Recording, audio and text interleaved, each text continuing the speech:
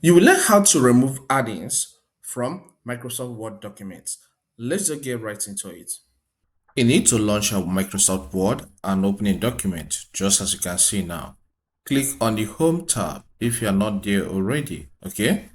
Then click on Add-ins. You will see already installed add-in here. Click on More Add-ins, okay? This will open the Store section of Microsoft Word that allows you to install new add-ins, okay? Click on My Add-ins. On clicking there, click on the three dots and select Remove. Then this notification will show up. Click on Remove.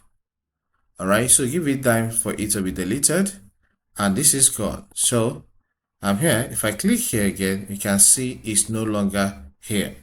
If this helps, consider subscribing by hitting the subscribe button, okay? Leave a comment in the comment section and hit the like button. Thank you and see you some other time.